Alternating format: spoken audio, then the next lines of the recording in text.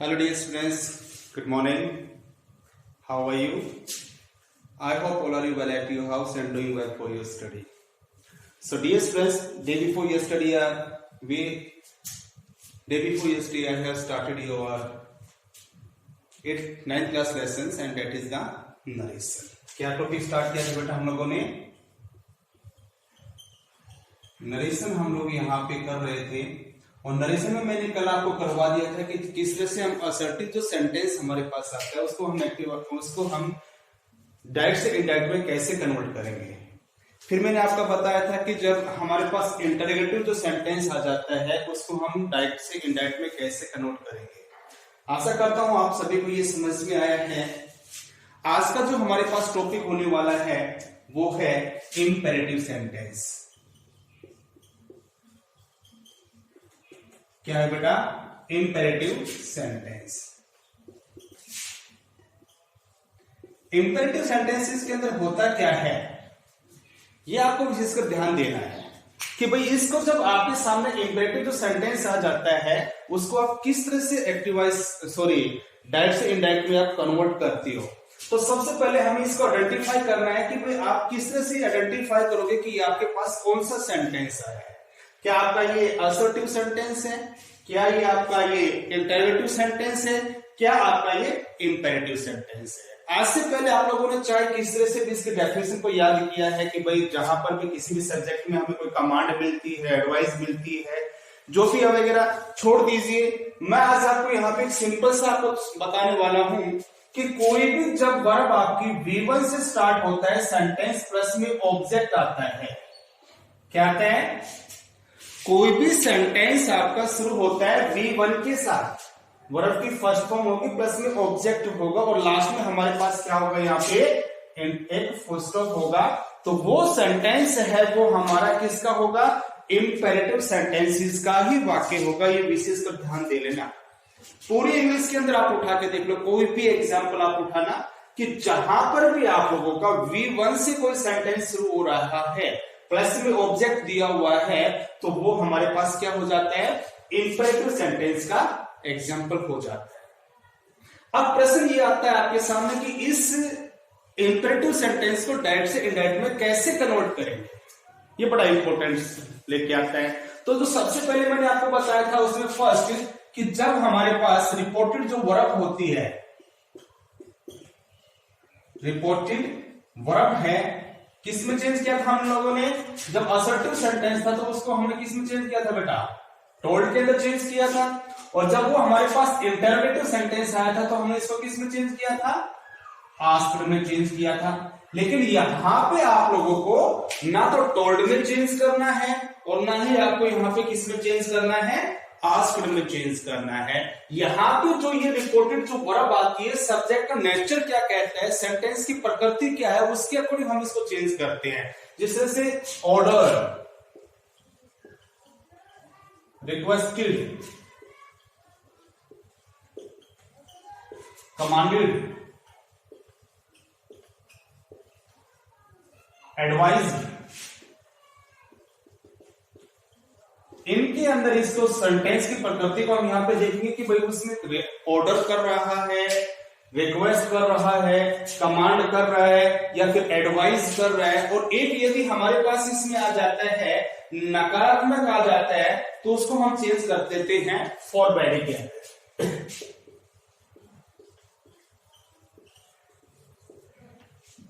किसके अंदर चेंज कर देते हैं बेटा? फॉरवर्ड के अंदर। तो ध्यान देना है कि जब आपका सेंटेंस इंपेरेटिव सेंटेंस होता है अर्थात V1 से कोई वाक्य शुरू हुआ है तो उसके अंदर ना तो हम इसको टोल्ड में यूज करेंगे ना ही हम इसको आस्क्ड में यूज करेंगे। हमारे पास हो जाएगा ऑर्डर, रिक्वेस्टेड, कमांडेड या एडवाइस या फिर फॉरवर्ड के अंदर उसको चेंज कर देते हैं। वो उसकी सेंटेंस की प्रकृति को हम यहाँ पे देखेंगे कि भाई सेंटेंस कहना क्या चाहता है। उसके बाद जो हम लोगों ने सेकंड काम किया था, सेकंड काम क्या था इसके अंदर कि जो हम कंजक्शन यूज कर रहे थे उसके अंदर सेकंड में हमने क्या किया था बेटा? ये कॉमा और इनोटिस कॉमास को हटाने के लिए हमने क्या किया था? अगर असर्टिव जो सेंटेंस आया था तो उसमें हमने कंजक्शन लगाया था दैट। क्या लगाया था? दैट। और यदि वो इंटरोगेटिव जो सेंटेंस आया था तो उसके अंदर हमने यूज किया था इफ या वेदर। ये चीज हमने यूज की थी। लेकिन जब आपके सामने इंपेरेटिव सेंटेंस आता है, ना तो इसके अंदर डेट यूज होगा, ना ही इफ यूज होगा और ना ही वेदर होगा। यहां पे हम यूज करेंगे क्या, टू कंजक्शन, टू को यूज कर देते हैं। किसको यूज करेंगे, टू को। बाकी आपके सामने वही सेंटेंस आएगा जो आप लोग पहले से करते हुए आ रहे हो, जो आप लोगों ने पहले से किया है उसी के अकॉर्डिंग हम इसको चेंज करते हैं। जिस तरह से इसमें एग्जाम्पल दिया हुआ है, एग्जाम्पल को आप बहुत अच्छी तरीके से समझोगे। क्या लिखा हुआ है एग्जाम्पल में, आई सेड टू हिम, क्या लिखा है बेटा, I said to him, comma इनोटिस कॉमा स्टार्ट, वर्क हार्ड। ये वाक्य आपके सामने आया बेटा, क्या है, I said to him work hard.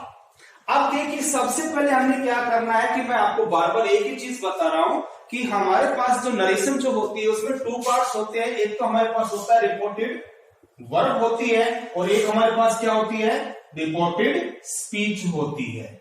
अब रिपोर्टेड स्पीच को सबसे पहले देखना है ना हमने, तो रिपोर्टेड स्पीच देखिए, क्या आपके सामने ये V1 से स्टार्ट हो रहा है या नहीं हो रहा। उसके बाद क्या हमारे पास ऑब्जेक्ट है, हेलो भाई, हमारे पास वर्क है क्या, इट इज अ V1। और जब ये V1 से शुरू हुआ है तो ये एग्जाम्पल जो हमारे पास इंपेरेटिव सेंटेंसेस का हो जाता है, ना कि वहां पे असर्टिव और इंटरोगेटिव सेंटेंस का होता है। तो देखिए यहां पे आई सेड टू हिम, मैंने उससे कहा वर्क हार्ड।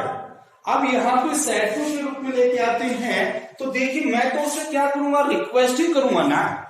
तो यहां पे क्या हो जाएगा, इस सेड टू को हम चेंज करेंगे, I requested, I requested him, हो गया। कोमा नोटिस कोमास को आप हटा दीजिए, क्या लगाएंगे, टू वर्क हार्ड। और जो आपका ये सेंटेंस हम चेंज कर देते हैं, अफर्मेटिव सेंटेंस के अंदर हम इसको लेकर आ सकते हैं। सिंपल सी बात है। पहले हम लोगों ने क्या किया था, वो थोड़ा सा आपके लिए हार्ड लेवल था।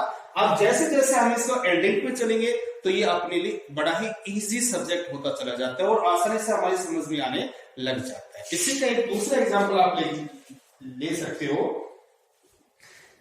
यदि किसी भी सेंटेंस में एक और भी बता देता हूं, प्लीज आता है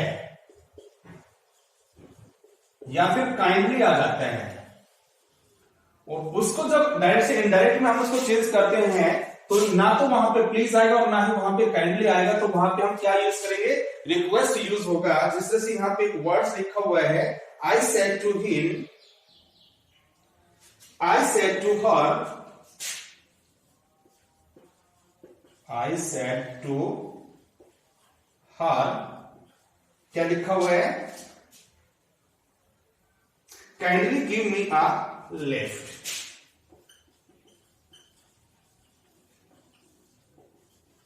गिव मी अ लिफ्ट। अब देखिए क्या करना बेटा, काइंडली आया है, गिव आया है, हमारे पास क्या है, ये V1 है। तो V1 है तो हमारे पास किसका एग्जाम्पल हो गया है, इंपेरेटिव सेंटेंस का एग्जाम्पल हुआ है। अब जहां पे इंपेरेटिव जो सेंटेंस का आपका एग्जाम्पल हुआ तो सबसे पहले हम चेंज करते हैं किसको, रिपोर्टेड वर्ब को। तो यहां पे क्या हो जाएगा, आई काइंडली से यूज हुआ है तो मैंने पहले बताया रिक्वेस्ट यूज कर रहे हैं, तो क्या लिखेंगे, आई रिक्वेस्टेड हर। ठीक है, इतना आपका क्लियर हो चुका है। उसके बाद देखिए जब ये बताया था कि काइंडली जब किसी भी सेंटेंस में आता है या प्लीज आता है तो उसको हम यहाँ पे हटा देते हैं, और इसको हटाने के लिए हम क्या यूज करते हैं, to give me a lift. अब आप यहां पे कहोगे कि सर हमारे पास एक ये मी है और यहाँ पे आपने मी क्यों यूज किया, आपने इसको नाउन और प्रोनाउन आप क्यों नहीं चेंज कर रहे हो, क्योंकि वो रिक्वेस्ट आपने खुद के लिए कर रही है, स्वयं फर्स्ट पर्सन के लिए कर रही है। यदि यहाँ पे ये रिक्वेस्ट आपका सेकंड पर्सन या थर्ड पर्सन में होता तब हम यहाँ पे इसके अकॉर्डिंग आई के साथ यूज कर देते या फिर इसके साथ यूज कर देते। कैसे यूज करते हैं, बात वही है हमारे पास, क्योंकि मी क्या है, देखिए मैंने आपको फॉर्मूला बताया था सन अपॉन 123 का। अब देखिए मी कौन है आपके आपके पास? मी फर्स्ट पर्सन है, और फर्स्ट पर्सन किसके अनुसार चेंज हो जाएगा? सब्जेक्ट। सब्जेक्ट कौन है इसमें? आई। तो यहां पे हम क्या देखते हैं? आई, माई, मी। आई, माई, मी। अब हमारे पास कौन सा एग्जाम्पल है? यहाँ पे मी है, तो मी का हम मी ही यूज करेंगे ना, इसलिए हमने यहाँ पे इसको मी यूज किया है। बाकी आपका वो ही सेंटेंस हम लोग यूज करते हैं। बस इसमें कुछ नहीं करना है, केवल आपको सेंटेंस की प्रकृति को देखना है। ऑर्डर लगाना है, रिक्वेस्टेड लगाना है, कमांडेड लगाना है, एडवाइस लगाना है, या फिर फॉरवर्ड लगाना है।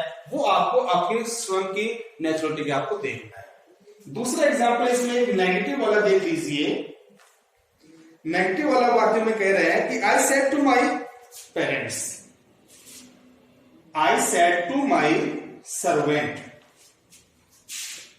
I said to my servant. उसके बाद लिखा हुआ है do not sit in this room, do not sit in this room. ये वाक्य आपके सामने आया है। इसको हम दो तरीके से यूज कर सकते हैं। कैसे यूज कर सकते हैं? दोनों ही मैं आपको बताने वाला हूं कि भाई जब आपके सामने, मैं सर्वेंट को हमेशा क्या करूंगा?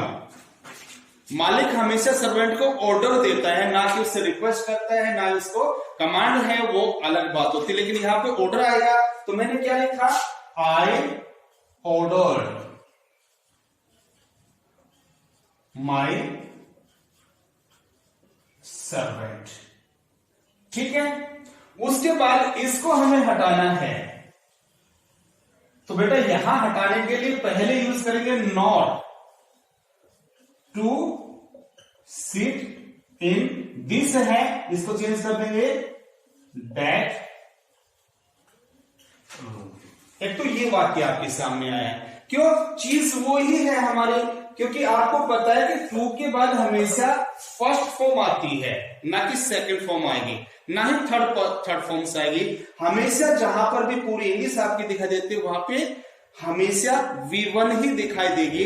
अगर इसके बाद हम नोट तो यूज कर नहीं सकते हैं, टू नोट यूज नहीं होगा, इसलिए हम क्या करते हैं? इसको नेगेटिव बनाने के लिए इसको टू से पहले हम इसको यूज कर देते हैं। एक तो आपका ये सिंपल सा वाक्य है। एक है, यदि आप इसको दूसरे से करना चाहते हो तो लिखेंगे आई फॉरबेट। किसके? My servant to sit in that room.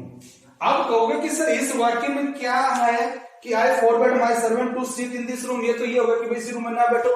लेकिन जब आप लोगों ने यहाँ पे फॉरवर्ड जो यूज किया है, फॉरवर्ड का अर्थ ही हो जाता है नेगेटिव। तो इसने क्या कह रहा है कि वो अपने सर्वेंट से मना करता है कि भाई आपको इस रूम में, उस रूम में नहीं बैठना है। ठीक है। दूसरा इसी का एक एग्जाम्पल हम और ले लेते हैं। नोट वाले के अंदर यदि आपका कोई वाक्य आता है तो उसको आप कैसे यूज करोगे? बड़ा सिंपल तरीका है, बड़ा ही आसान तरीका है, सिर्फ आपको थोड़ा सा माइंड यूज करना है। और जैसे आप यहाँ पे माइंड यूज करोगे तो आप इसको यूज कर सकते हो। जिस तरह से यहाँ पे लिखा हुआ है, the gardener said to the boys, the gardener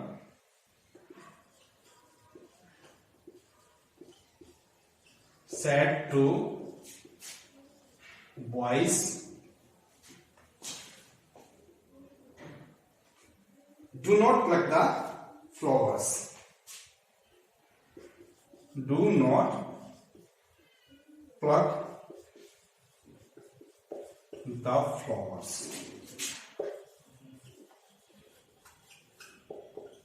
ये वाक्य आपके सामने आया है। अगर ये वाक्य आपके सामने आया तो बिल्कुल वही वाक्य हो गया। क्या करेंगे? या तो इसको हम बॉयज को क्या करें? वार्न, चेतावनी दे रहे हैं, इसको हम वार्न में लेके आ सकते हैं, क्योंकि चेतावनी देता है। तो क्या लिखेंगे? The gardener warned the boys, लिख दिया। उसके बाद क्या लगाएंगे? Not to pluck the flowers. आपका वाक्य राइट हो जाता है। अगर इसको दूसरी उसमें लेके आना चाहते हो तो क्या कर देंगे, the gardener forbade the boys to pluck the flowers। अब यहां पे इस नोट को हटाते ही नोट यहां पे फॉरवर्ड के अंदर आ जाता है। किसके अंदर आ जाता है बेटा, फॉरवर्ड के अंदर आपका ये वाक्य आ जाता है, तो वहां पे हम इसको यूज नहीं करते हैं। समझ में आए सभी के? यस, बोले बेटा। Have you get any proxies here? ठीक है। दूसरा इसी का वाक्य आता है। अभी तो हमने क्या किया, सिंपल वाले। अगर इसी में दूसरी चीज का कोई भी वाक्य आ जाता है तो उसको आप कैसे सोल्व करोगे? आशा करता हूं आप ये सभी उतार लिए हैं आप लोग। नेक्स्ट हम इसका टॉपिक लेके चलते हैं, जो इंपेरेटिव सेंटेंस है उसी का वाक्य हमारे पास है, उसको आप कैसे सॉर्ट आउट करते हैं।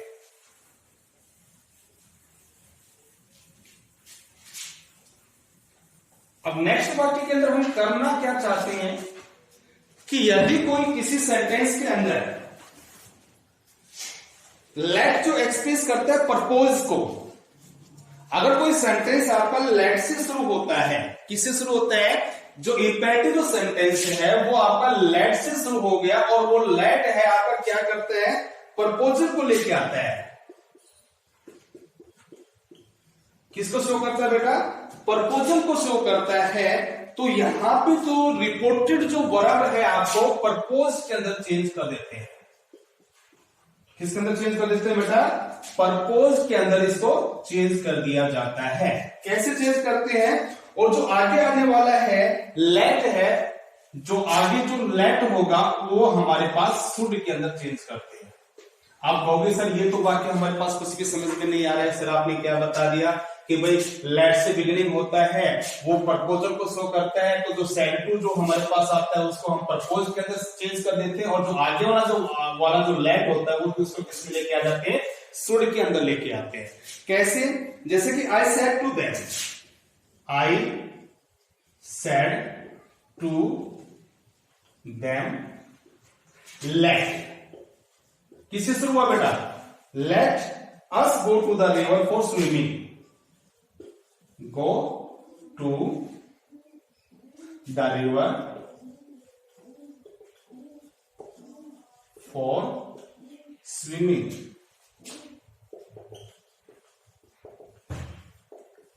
ये वाक्य आपके सामने आया है। तो इसको समझना क्या है कि भाई मैंने क्या बताया था कि जब कोई इंपेरेटिव सेंटेंस आपका लेट से शुरू होता है और ये जो लेट है प्रपोजल को व्यक्त कर रहा है। आई सेड टू देम, मैंने उनसे कहा कि भाई हमें जाने दीजिए, वो प्रस्ताव रख रहा है। तो ये जो सेड टू है इसको हम चेंज करेंगे किसमें, आई प्रपोज्ड देम। हो गया, हेलो। उसके बाद हम यहां पे क्या लगाएंगे, दैट, कंजक्शन चेंज कर देंगे। अब अस हमारे पास कौन है, यहां पे कौन है, वी। तो यहां पे ये आपका ऑब्जेक्टिव है, तो ऑब्जेक्टिव है तो इसको हम सब्जेक्टिव लेके आएंगे, और सब्जेक्टिव हम इस पे क्या बनेगा, वी। लेट को हमने किस में चेंज कर दिया, शुड। उसके बाद एज इट इज को लिख दीजिए, go to the river for swimming. आपका वाक्य राइट हो जाता है। क्या देखा आप लोगों ने कि लेट से शुरू हुआ है, ऐसा आया है, तो ये आपका प्रपोजल व्यक्त करता है, और प्रपोजल व्यक्त करता है तो सेल्टो को प्रपोज के अंदर लेके आते हैं, और वहां पे ये एस है, ये आपका सब्जेक्टिव नहीं होता, ये ऑब्जेक्टिव होता है। क्योंकि जब आप कोई भी सेंटेंस शुरू करते हो तो सब्जेक्टिव केस से शुरू करते हैं, ना कि ऑब्जेक्टिव केस से। ये विशेष कर ध्यान देना। तो इसलिए हमने यहाँ पे एस का क्या लगा दिया, वी और अस। तो वी और लेट को हमने किसमें चेंज कर दिया, शुड। शुड के बाद हमें सब वी वन आती है, to go the river for swimming. आपका राइट सेंटेंस बन जाता है। दूसरा एग्जांपल एक और देख लीजिए, आपको अच्छी तरह समझ में आएगा ये। I said to her, I said to her let us sing a song, ये लगा लीजिए, सिंग अ सॉन्ग। ये वाक्य आपके सामने आया है। अब इस वाक्य को आपको कैसे सॉर्ट आउट करना है? देखिए, लेटेस्ट से आपका कोई है इंपेरेटिव सेंटेंस, लेटेस्ट से शुरू हुआ है, तो ये आपका किसको लेके आ रहा है? प्रपोजल को लेके आ रहा है। तो प्रपोजल को लेके आ रहा है तो सेड टू किस में चेंज करेंगे? शाबाश बोलो, प्रपोज्ड। हाँ, हो गया इसमें। उसके बाद हमने क्या लगाया? दैट। वही हमारे पास क्या है? ऑब्जेक्टिव केस है, तो इसको सब्जेक्टिव लेके आएंगे, तो यहां पे क्या हो जाएगा? वी। लेट को किस में चेंज करेंगे? Should Singh uh song. आपका वाक्य राइट हो जाता है। बताइए बेटा, कोई किसी तरह कोई प्रॉब्लम्स आई? नहीं। एक दूसरा वाक्य इसी का और आता है। ये तो था प्रपोजल वाला, कि जब लेट प्रपोजल में लेके आते हैं तो उसको प्रपोज के अंदर चेंज कर देते हैं। अगर कोई किसी सेंटेंस के अंदर लेट जो आपका आ जाता है, क्या आ जाता है बेटा? लेट से शुरू होता है वो वाक्य, और उसके अंदर परमिशन को शो करता है। किसको लेके आता है? परमिशन को वहां पे लेके आ रहे हैं। तो परमिशन के लिए हम यहां पे क्या यूज करेंगे? जिस तरह से यहां पे लिखा हुआ है, परमिशन हमारे पास मिलती है। लेट यदि किसी भी सेंटेंस के अंदर परमिशन को लेके आते हैं। ठीक है बेटा, बाय। कल इसका काम करवाएंगे।